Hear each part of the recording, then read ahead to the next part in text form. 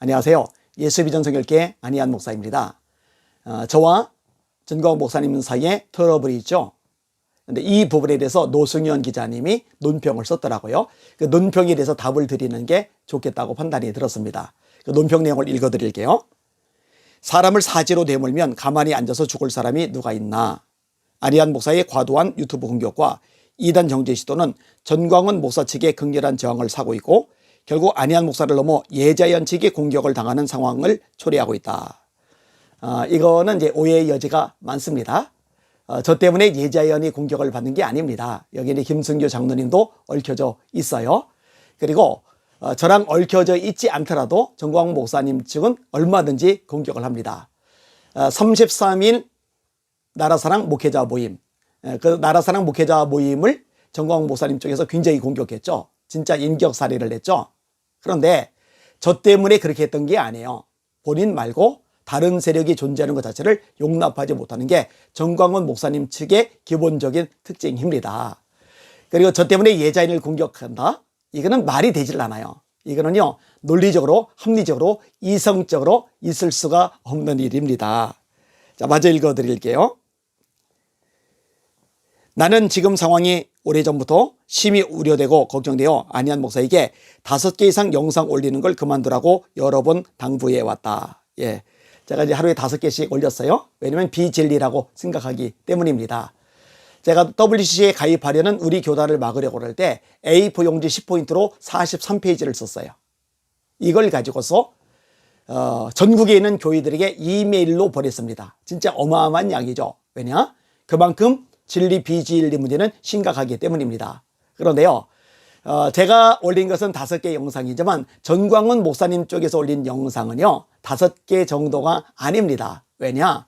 거기는 채널이 많거든요. 고난극복 TV, 맥다니엘 TV, 할렐루야 TV, 이성희 변호사 TV, 성선하라 TV, 청교도 혁명군 TV, 너아라 TV, 너만 몰라 TV, 이영한 TV, 이런 데서 올라가는 것 따지면은요 5개가 아니에요. 진짜 어마어마하게 쏟아져 나오는 거죠. 그런 것들에 대해서 제가 이야기를 했고 우리 노 기자님이 납득을 했었어요. 그런데 이제 또다시 이런 부분을 지적하는 것은 무리가 있다고 생각이 되어집니다. 이런 글을 올린다고 해서 노 기자님에 대해서 부정적인 마음이 있느냐? 사실 손톱만큼도 없습니다. 왜냐? 공명정대하게 하려고 애쓰는 노 기자님의 마음을 알기 때문에 그래요. 그리고 어떻게든 한국교회 전체가 연합하고 하나 되기를 원하는 마음을 알기 때문에 그렇습니다. 이번 이 글 역시 선한 의도라고 생각을 합니다. 그래서 불편한 감정이 하나도 없어요. 다만 설명할 필요는 있다고 판단이 되어졌습니다. 하지만 고집을 꺾지 않으셨고 예자연과 소속 목회자들에게 큰 피해를 주시게 됐다. 이건 제가 피해를 주는 게 아닙니다. 오히려 예자연 목사님이든 33인 목사님이든 이번 사안이 벌어졌을 때 같이 합류를 해 주셨으면 하는 바람이 있었어요.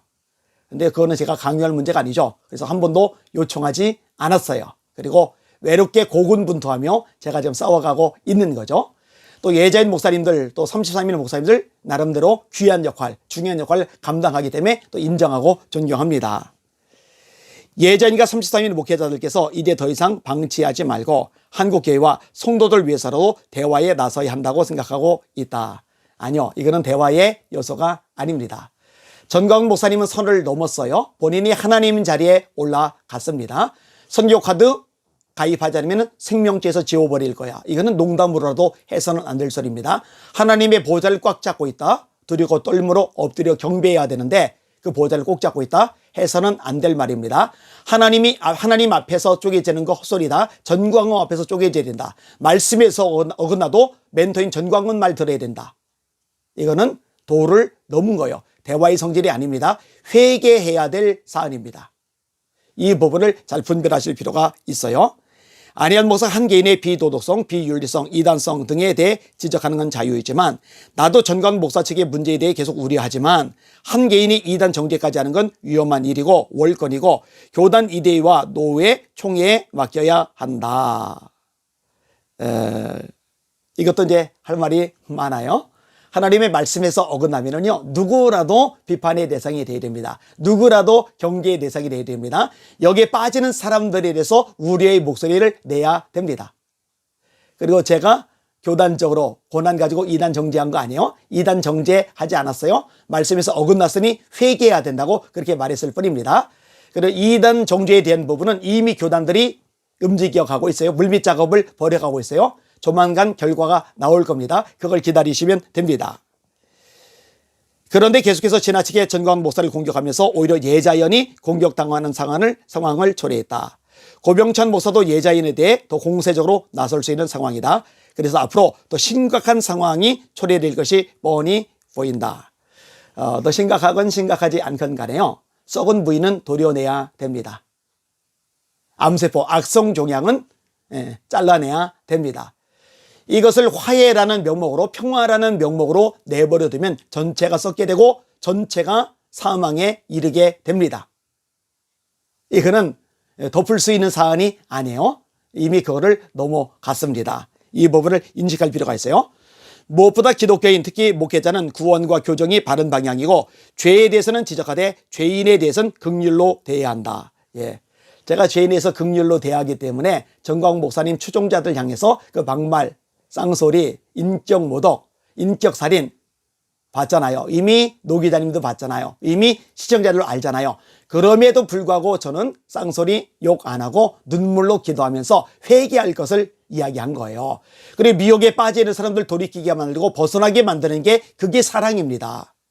그게 진짜 사랑입니다. 사랑은 불의를 기뻐하지 않고 진리와 함께 기뻐한다. 고린도서 13장의 말씀이죠. 다시, 불의를 기뻐하지 않고 진리와 함께 기뻐한다. 진리가 빠져나간 사랑은 성경에서 말하는 사랑이 아닙니다. 절대로 아닙니다. 바울 사도가 고린도서 13장 사랑장을 썼어요. 그러나 이렇게 말합니다. 우리나 혹 하늘에서 내려온 천사라 할지라도 우리가 너에게 전한 복음 외에 다른 복음을 전하면 저주를 받을지어다. 비진리는요, 맞서 싸워야 됩니다. 이 비진리는요, 목숨 걸고 충돌을 벌여야 됩니다. 그거를 덮는 것을 사랑이라고 성경 어느 곳에도 가르쳐주고 있지 않습니다. 이 부분이 바로잡혀야 될 필요가 있습니다. 긍휼 없는 자는 긍휼 없는 하나님의 심판을 받게 된다. 그리고 사울을 대하는 다윗의 자세가 옳고 사도 바울의 스승이었던 랍비 가말리엘의 말대로 내버려 두면 된다. 랍비 가말리엘의 말은 옳지 않습니다. 바람직하지 않습니다. 이거는 제가 더 이상 설명하지 않도록 할게요. 그 다음에 다윗이 사울을 대하는 자세. 사울은 죄를 졌죠. 하나님 앞에 불순종했죠. 그래서 사무엘이 선포를 했어요. 왕이 여호와의 말씀을 버렸기 때문에 하나님도 왕을 버려 이스라엘 왕이 되지 못하게 하셨습니다. 그런데 사울 왕이 잘못된 가르침, 말씀에서 어긋난 가르침을 백성들에게 계속 전하는 게 아니에요. 그런데 전광훈 목사님은 그렇게 하고 있습니다. 그렇게 하고 있어요.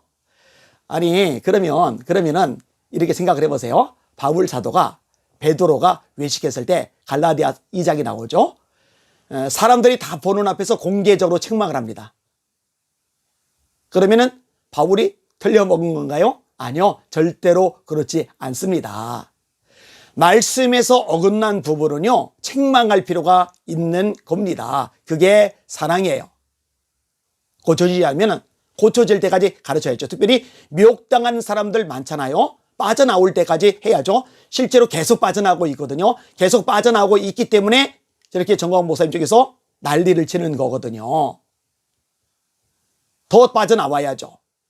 그 영혼들 그냥 무너지도록, 저 영혼들 망가지도록 내버려 둘 수는 없잖아요.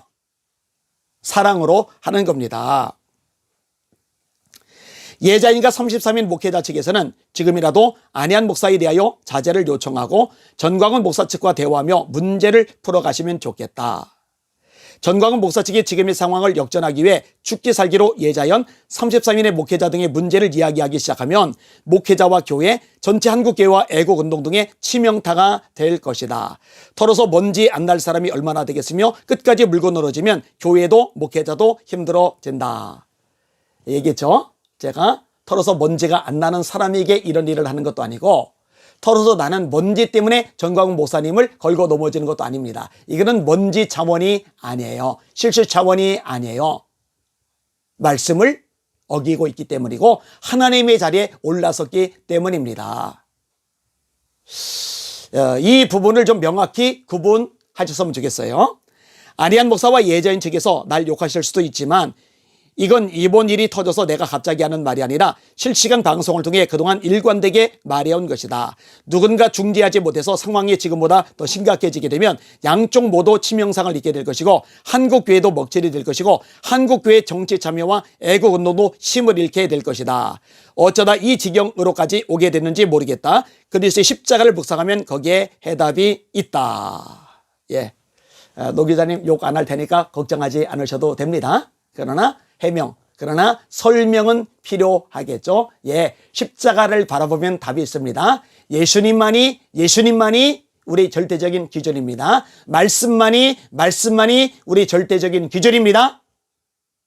그런데 사람이 예수님 자리에 올라가면, 그런데 사람이 하나님의 종이라고 하는 사람이 말씀에서 어긋난 것을 지속적으로 가르치면 십자가를 사랑하는 사람으로서, 예수님을 사모하는 사람으로서 용납할 수가 없는 겁니다. 절대로 방관하거나 내버려 둘 수가 없는 겁니다. 이게요, 그냥 단순히 욕하는 것, 그 다음에 우파 인격살인하는 것, 이것만 언급하는 것이었다면 지금까지 한 것으로 충분했을 겁니다. 그러나 다시 말합니다. 이거는 진리와 비진리의 문제입니다. 미혹당한 영혼들을 살려내는 문제입니다. 목에 칼이더라도, 오늘 제 목숨이 끊어진다 하더라도 절대로 중단할 수 없습니다. 그렇게 알아주시길 바랍니다. 저라고 외롭지 않겠습니까? 외롭죠. 그래서 성명 받는다고 그리스도의 십자가를 지켜라, 우리 형제가 성명 받을 때 성명이 사인 받을 때 제가 울컥했다니까요. 울컥. 그만큼 외로웠단 얘기죠. 그렇지 않았으면 울컥할 리도 없었겠죠. 그럼에도 불구하고 하는 거 주님 사랑하기 때문에요. 말씀에 목숨을 걸기 때문에요. 이 부분 오해하지 마시기를 바랍니다. 날마다 주님 알아보고 주님의 이름으로 전쟁하며 승리하는 여러분들 되시기를 바랍니다. 할렐루야.